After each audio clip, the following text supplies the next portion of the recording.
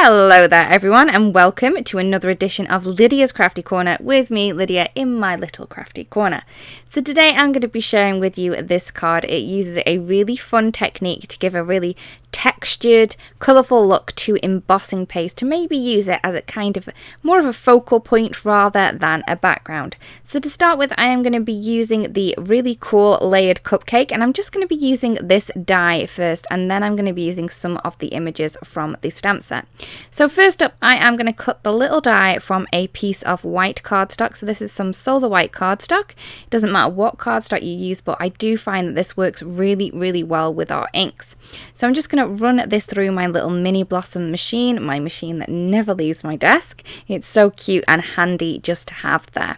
So once that has been cut, I now have this really cool little embellishment here that I can now decorate. So I'm just going to pop this into my MISTI, and I'm going to be using the stamp set to add the layers to this. So the little cupcake wrapper has 2 layers. So this is the base. I'm just going to pop that into place on my die cut, shut the lid on my MISTI, and I'm going to ink this up, and I'm going to be using some Mountain Mist ink for this one. So I'm just going to dab this on. It doesn't matter if you use the mini cubes or the larger pads, it's both the same ink in each. So I'm just going to stamp that down to give myself a really light base for the cupcake wrapper.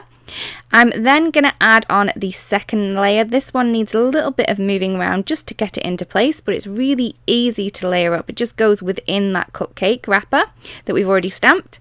And I'm then going to be using the Volcano Lake ink. As you can tell, I am a teal girl, and I will go to teal as much as I can. So I'm just going to pop that into place there. And then I'm going to add a little cakey bit. So this is the bit that has been baked. I'm just going to add that into place just on top of that cupcake wrapper.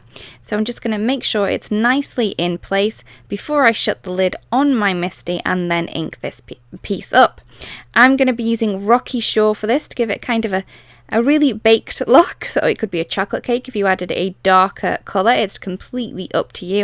And I'm just going to darken that up.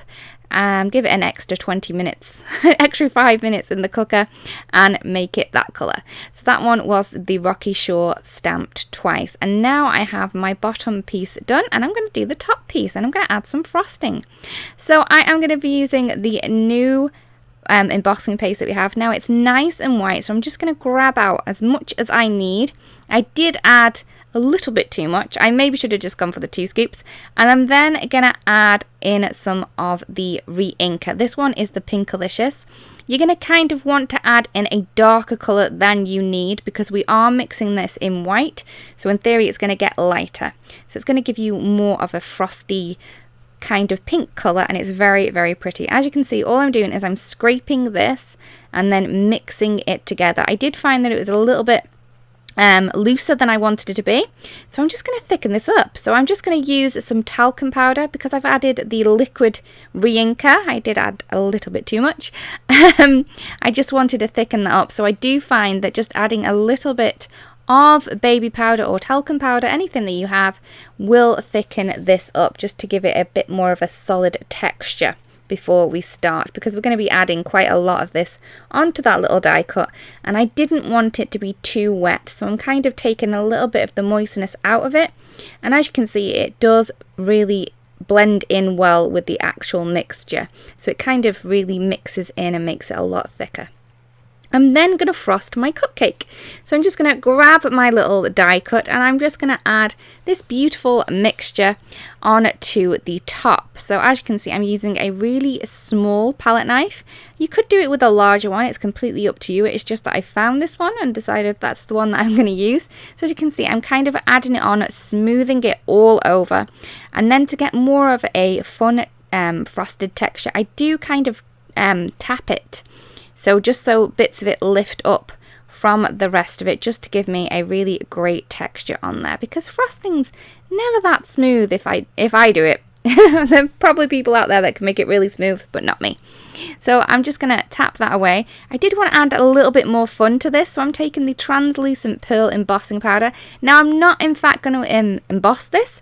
I just wanted the little texture of the little glitter in there and the little bits of white, and I do think it looks very pretty. So I kind of sprinkled that on, tapped off some of the excess, and you can see just how pretty that does look on there. Now you're going to need to leave that to set for quite a while because it's nice and thick, but it does dry in the end. It takes a couple of hours. I'm then going to take a piece of pattern paper. This is from the R family, and I've cut this down to 4 by 5 1/4.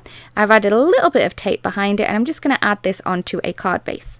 I've then taken the R family frame die from the R family collection, and I've just cut this out of some white cardstock. Again, this is Solar white cardstock, and I'm just going to add this into place using a little bit of foam tape because I want a bit of dimension on this.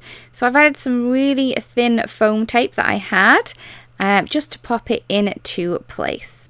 So next up is to add the beautiful little cupcake that we've done, and it's nicely dry now. It did take about 3 hours to dry, but it is nicely dry now and really great and textured, and I just love the little glitter particles that we do have it on there. So I'm just going to add a little bit of foam tape behind this and add that into place. I'm then taking the birthday greetings, and I'm taking one of the sentiments from here. I do like this happy belated birthday, and I figured that would really work, especially if I need a birthday card later on that I should have made earlier. So I'm going to pop this on to some grey cardstock. I'm just popping that into place where I want it to be. I'm having it in the middle, so I kind of want to line it up using the little rulers that are on the top of the MISTI just to make sure that I have that in center. Once I've done that, I have added a little bit of powder to my cardstock already, so the powder doesn't stick. I'm then going to ink up my sentiment using some of the embossing ink from Altenew. This is a really great embossing ink. It's very, very sticky, and it works really, really well. So once I have that nicely stamped, I'm then going to remove my little piece of cardstock, and I am going to add some of the embossing powder over the top. Now I'm using some pure white embossing powder. This is my go-to white embossing powder. It's beautifully bright white and it works really, really well. So once I have that in place, once it's nicely stuck to my little letters that we just stamped, I'm then going to heat set this till it's nice and shiny, and it is then adhered to the card. Once I've done that, I have cut this sentiment strip using my guillotine just to make sure it's nice and straight. I'm then going to add a little bit of foam, glue tape, sorry, behind there. And this is going to attach the bits that are raised up from that card. So the little frame there, and then also the little cupcake wrapper as well. So that's nicely in place just on those 3 places. So here is the card complete. I really do hope that you've enjoyed the video and that you like the technique as well. I love how beautiful that little frosting looks on that cupcake there. So again, everyone, thank you so much for watching. If you don't want to miss out on any videos that we do upload to the channel, it would be great if you do subscribe. Also, if you want to watch a couple more, there are a couple more here for you to watch at your own leisure too. Again, thank you so much for watching, everyone, and we will see you again really, really soon. Bye-bye.